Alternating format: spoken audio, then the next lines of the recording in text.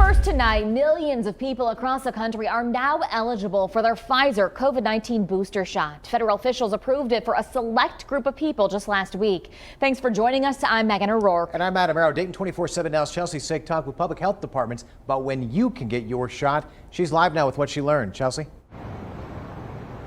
The Ohio Department of Health just released its COVID-19 vaccine booster guidance over the weekend. So some local health departments tell me they're waiting until later this week to roll out those boosters. But the Clark County Combined Health District says just this morning they started administering those, and already hundreds have made appointments. Jerome Shepherd was one of the first to line up for a Pfizer COVID-19 vaccine booster at the Clark County Combined Health District clinic. By getting the booster shot, it gives me a boost of confidence. As a chaplain at a local hospital, he's seen firsthand the impact of this pandemic. Last year was very hard because families weren't allowed to be with the patients, so we were the comforters. We were those that held their hands and sat with them as they died. Jackie and Warren Holden also happily got their COVID-19 booster shot together. They say the pandemic has impacted their lives in more ways than one. It's turned our world upside down. It's been awful. According to the CDC, to get a Pfizer vaccine booster, you must be 65 and older or 18 to 64 with an underlying medical condition that puts you at risk of complications with COVID-19, or live or work in a setting that puts you at greater risk of catching COVID-19. Lots of folks qualify, and each individual determines whether they qualify. Public Health Dayton and Montgomery County says it plans to start administering the booster shots on Wednesday. Right now, these booster shots are only for individuals who have received the Pfizer vaccine and only after 6 months after their second dose. Preble County Public Health says it will start giving boosters to a small group this Thursday, but will start mass booster vaccination clinics on October 7th. Even though that clinic we're setting up for boosters, if anybody has never received the vaccine or they delayed getting their second one, if they want Pfizer, they're welcome to sign up for that too. For some, this booster has been long awaited. Shepherd says in 2 weeks he plans to reunite with his grandkids. And it's been a difficult time, trying to keep the distance from them. And I want to go back to church.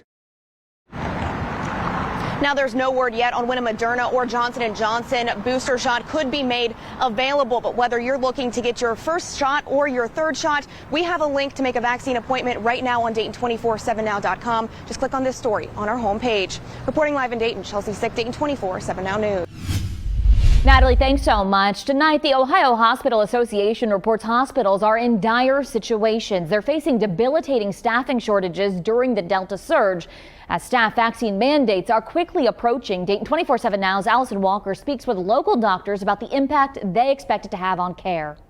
Area hospitals are operating at high capacity and staff are trying to keep up. Our staffing has remained at a very stretched level. So those two are really pulling in opposite forces and opposite directions and creating a lot of strain. There's close to 400 COVID-19 patients hospitalized in our region. Dr. Roberto Colon with Premier Health says a little over 200 are admitted in their facilities. And Colon tells me there's a risk the December deadline for staff vaccine mandates will further exacerbate shortages. And why do you think, people are choosing to leave? Do you think it's more so because of burnout, or is it having to do because of the vaccine mandate? The largest reason why people are leaving the healthcare industry is burnout. This has been a very, very difficult time period.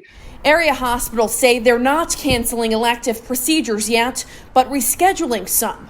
While people with life-threatening injuries will still be seen immediately, those who aren't in critical condition may experience fluctuating wait times. On some days, we do have what we call holds, where people are waiting in the emergency room in the morning.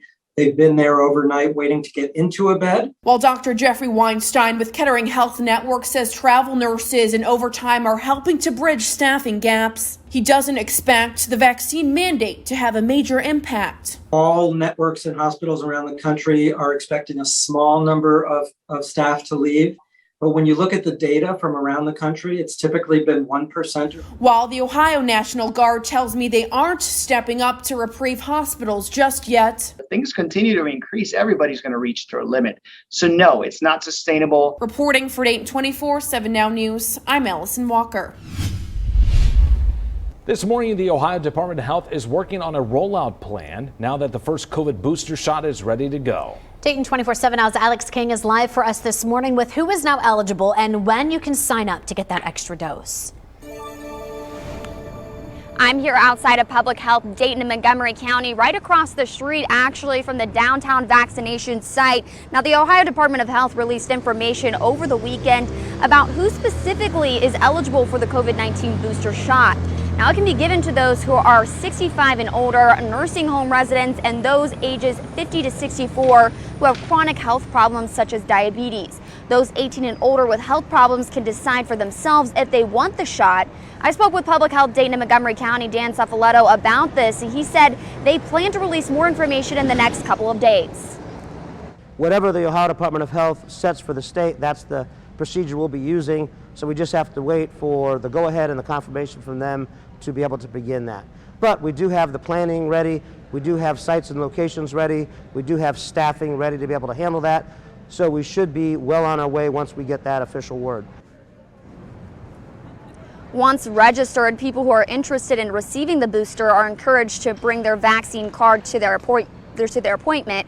Right now, he says Public Health is seeing over 100 people show up to their pop-up vaccination clinics throughout Montgomery County, mostly getting their first dose.